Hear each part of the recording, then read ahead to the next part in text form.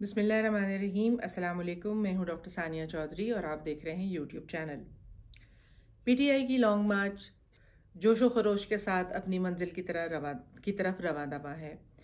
चूँकि हर चीज़ इसमें फ्लेक्सिबिलिटी मौजूद है हर चीज़ के लिए, और टाइम का कोई इशू है नहीं। इमरान खान साहब को he has all the time on his hands, तो कोई ऐसा इशू नहीं है। He will be well in time. जब तक उनका डिसीजन मेकिंग जिसका वो सेंटर से इंतज़ार कर रहे हैं, और उसके साथ उन्होंने अपने जहन में इसकी टाइमिंग की हुई है कि ये एक सर्टन टाइम स्पैन के अंदर रावलपिंडी और इस्लामाबाद के गिरदोनवा में हों, तो वो उसको सामने रख के चल रहे हैं। नाजरीन, जब से नो कॉन्फिडेंस वोट आया और prime minister Imran Khan ex prime minister बने, उस दिन से लेकर आज तक तकरीबन 7 माह के इस अरसे में जो पॉलिटिकल गेन्स पीटीआई के हैं, आज हम कुछ बात उसके ऊपर करेंगे, क्योंकि यही अगले इलेक्शन में जो और उसके अलावा इस करंट सिचुएशन में जो दिक्कत फैसला करने की या इलेक्शन की तारीख देने की आ रही है, उसकी मेन वजह ये पॉलिटिकल गेन्स ही हैं। क्योंकि अगर ये ना हुए होते, और जिसको कि कहा जा रहा है कि लेवल प्लेइंग फील्ड चाहिए, तो लेवल प्लेइंग फील्ड तो जिस तरह की चाहिए वो तो एक अलग बहस है। लेकिन अगर ये पॉलिटिकल गेन्स ना हुए होते, तो पीडीएम की गवर्नमेंट को या पीएमएलएन की लीडरशिप को कतन कोई परेशानी ना होती या मसला ना होता कि वो अगले इलेक्शंस की डेट दे दें। इलेक्शंस की डेट ना देने की वजह ही ये है कि इन पॉलिटिकल गेन्स की वजह से जो रिजल्ट्स अब एक्सपेक्टेड हैं कि अगले इलेक्शंस में आएंगे, उससे पीएमएलएन और पीडीएम दोनों खौफजदा हैं, और इसलिए वो इलेक्शन की तरफ जाना नहीं चाहते। तो ये जो पॉलिटिकल गेन्स हैं इन 6-7 माह के अरसे में, इमरान खान साहब ने अपनी पार्टी जो है उसको वो एक ऐसे लेवल के ऊपर ले गए हैं कि चीज़ें जो हैं वो अब काफ़ी हद तक विजिबल हैं। मतलब कुछ फैक्ट्स होते हैं, कुछ निकालने पड़ते हैं, कुछ बताए जाते हैं, बट कुछ फैक्ट्स जो हैं वो इतने नज़र आते हैं कि कोई कहे ना सुने, वो देख कर ही इंसान समझ जाता है। और ये जो फैक्ट्स हैं ये दे स्पीक फॉर देमसेल्व्स। इसमें सबसे पहले 37 सीटें जो हैं उनके ऊपर बाय इलेक्शन हुआ है पिछले 6 से 7 महीने में। इस बाय इलेक्शन में 29 सीटें पीटीआई ने जीती हैं। दूसरी चीज़ जो है वो ये है कि 56 जलसे किए हैं पीटीआई ने पिछले 6 माह में। ये बजाते खुद एक अपना रिकॉर्ड है, और इन 56 जलसों के जो इम्पैक्ट पड़ा है लोगों के ऊपर, वो मुख्तलिफ हवालों से पड़ा है। लोगों का पॉलिटिक्स में शऊर जो है वो तो पहले ही खान साहब उसको एक अरूज पे लेके चले गए थे, लेकिन उसमें मज़ीद इजाफा हो रहा है। जो डिटेल लोगों को मुख्तलिफ हवालों से दी जाती है, लोग अब ये डिसीजंस कहाँ होते हैं, कैसे होते हैं, कौन करता है, क्यों करता है, अब ये चीज़ें जो हैं अगली एक नेक्स्ट लेवल पे ये शऊर जो है वो जा रहा है। और लोग अब पहले से ज़्यादा, पहले तो सिर्फ एक वोट देने का डिसीजन उनका होता था, लेकिन अब लोग जो हैं वो डिसीजन मेकिंग को भी क्वेश्चन कर रहे हैं कि उनके जो हुकूक हैं वो उनको क्यों नहीं मिल रहे, और जो चीज़ें नेशनल इंटरेस्ट में हैं या डेमोक्रेटिक तरीके से होनी चाहिए वो डेमोक्रेटिक तरीके से होनी चाहिए। इलेक्शंस की हम बात कर रहे थे, तो इसमें NA-45 का जो इलेक्शन था कुर्रम का, वो खसूसी तौर पे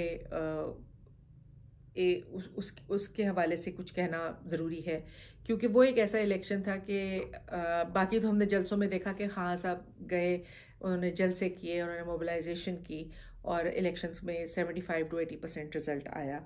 जो 37 बाई इलेक्शन की सीटें अभी इलेक्शन में गई हैं। जो कुर्रम NA-45 का इलेक्शन था, उसमें तो खान साहब कॉन्स्टिट्यूंसी में भी नहीं गए, उसमें तो खान साहब घर बैठे रहे, और घर बैठे हुए उन्होंने 20,000 वोट लिए, जबकि इससे पहले जो रेगुलर वोट था उसमें चंद हज़ार वोट पड़े थे, मेरे पास एग्जैक्ट फिगर नहीं है इस वक्त, लेकिन इस बार जो अपोजिशन का कैंडिडेट था ANP की तरफ से उसको सिर्फ 2 वोट मिले हैं। तो ये खान साहब की जो पिछले 6 महीने में वो जो उनकी एफर्ट रही है, जो उनकी एक्टिविटीज़ रही हैं, ये जो हकाइक हैं, दे स्पीक फॉर देमसेल्व्स। इसके बाद अगले इलेक्शन की तरफ अगर हम जाएं और देखें कि अभी GT रोड के ऊपर इस वक्त खान साहब का काफिला है और तकरीबन अभी वो दरमियान में नहीं पहुंचे, 1/3 कह लें उन्होंने अभी कवर किया है। और अभी से जो पब्लिक सपोर्ट वो इंगेज कर रहे हैं और मकामी सतह के ऊपर हर कस्बा, हर सिटी, जहाँ हर शहर जहाँ से वो गुज़रते हैं, वहाँ के मकामी लोग बाहर आ जाते हैं और उनको सपोर्ट देते हैं। और ये GT रोड वो GT रोड है जो कि पिछले इलेक्शंस में रवायती तौर पे PMLN जो थी उसका स्ट्रॉन्ग होल्ड था। और PMLN के बारे में ये कहा जाता है कि वो GT रोड की पार्टी है, लेकिन मोटरवे जो था उसके साथ जो नशिस्तें लगती हैं, जो कॉन्स्टिट्यूंसीज लगती हैं नेशनल असेंबली की और प्रोविंशियल असेंबली की, मोटरवे के ऊपर तो पहले ही डेंट डाल चुकी थी पिछले इलेक्शंस में PTI। इस बार GT रोड जो है वो अगला हदफ है, जो कि एक कोलैटरल गेन है इस PTI की लॉन्ग मार्च का। तो क्या अब PMLN अगले इलेक्शन में GT रोड की पार्टी या अब के बाद से GT रोड की पार्टी होने का दावा कर सकती है, या वो रिजल्ट्स और वो गेंस यहाँ से और वो वोट्स ले सकती है अगले इलेक्शन में जो वो रिवायती तौर पे पहले ले चुकी हुई है? तो ये एक और चीज़ तो देखने आ रही है।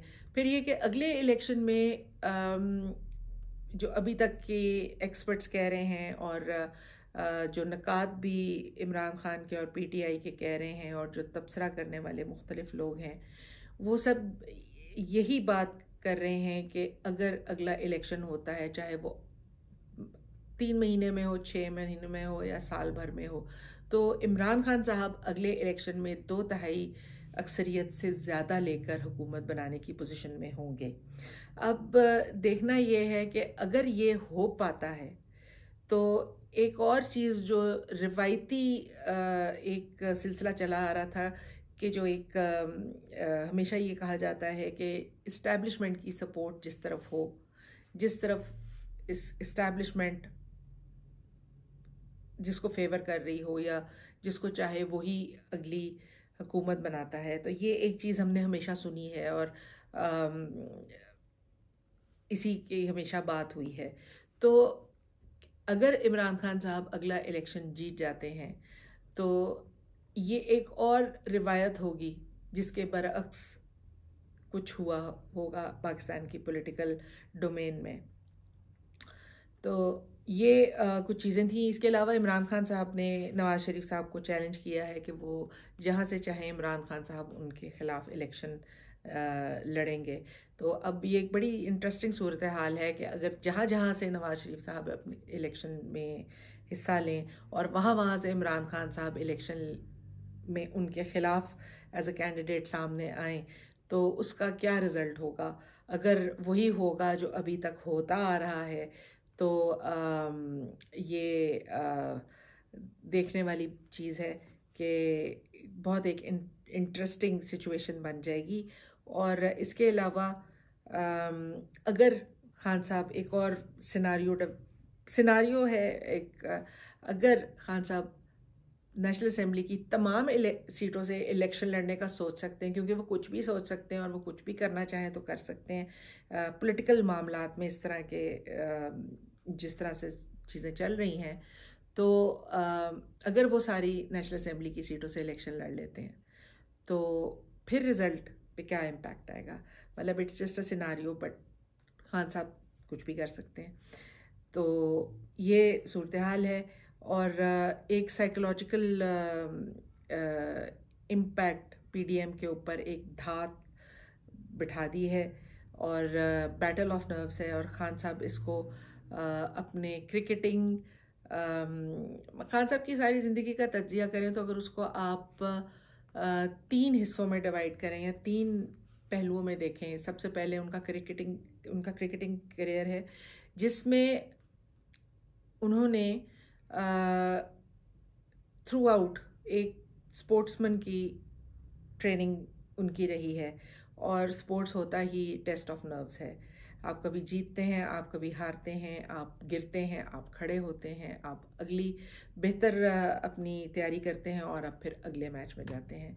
तो वो सारा तजर्बा खान साहब के पीछे, फिर जब उन्होंने फिलैंथ्रोपिक अपने काम शौकत खानम शुरू किया तो it was a big challenge and it is a big achievement, और इस पर कोई दो राय नहीं है, because it was one of the I rather it was सबसे पहला ये कैंसर का स्पेशलाइज्ड इंस्टीट्यूशन था पाकिस्तान का, प्राइवेट सेक्टर का, और शायद पब्लिक सेक्टर का भी, if I am not wrong. तो सबसे पहला ये एक प्रोजेक्ट था, बहुत ह्यूज प्रोजेक्ट था, और इस जिस लेवल पर वो फ्री ट्रीटमेंट डिज़र्विंग लोगों को देता है या ज़रूरतमंद लोगों को दिया जाता है, उस लेवल के ऊपर इसको सस्टेन करना एक बहुत बड़ा, इसको बनाना उन सिस्टम्स के साथ जिन सिस्टम्स के अंडर वो काम करता है, क्योंकि जो ट्रीटमेंट शौकत खाना में मिलता है इसमें कोई शक नहीं है, कोई दो राय नहीं है कि वो इंटरनेशनल स्टैंडर्ड्स के ऊपर ट्रीटमेंट है, और उसका पाकिस्तान में मौजूद होना और ज़रूरतमंद लोगों को फ्री मिलना ये एक बहुत बड़ा चैलेंज था। और ये again it was a battle of nerves, और खान साहब उस पर पूरा उतरे। और तीसरी चीज़ अगर आप देखें तो वो ये है कि 26 साल खान साहब अपनी पॉलिटिकल स्ट्रगल में, उसका बेशतर हिस्सा 3.25 साल तकरीबन छोड़कर बाकी सारा हिस्सा वो हमेशा ऑपोजिशन में रहे हैं, और उन्होंने एक स्ट्रगल जारी रखी है जब तक कि उनको 2018 के इलेक्शन में हुकूमत नहीं मिली। तो वो अगेन आपके आसाब को मजबूत करता है। तो इतनी जहाँ पर एक चीज़ की स्ट्रेंथ हो, तो उस हुकूमत के अगेंस्ट आए जिन्होंने तकरीबन more than a quarter of a century rule किया हो, और उनको रूल की आदत हो, और उनको आप उस पोजीशन से डिस्प्लेस कर दें, तो वो एक बड़ी उनके लिए अनकंफर्टेबल सिचुएशन हो जाती है। तो ये करंट इस वक्त सिनारियो चल रहा है। इस साइकोलॉजिकल वॉरफेयर में जीत किसकी होगी ये देखना है, और ये वक्त बताएगा, क्योंकि कल क्या होने वाला है ये कोई भी नहीं कह सकता। आज के लिए नाजरीन बस इतना ही। अल्लाह हाफ़िज़।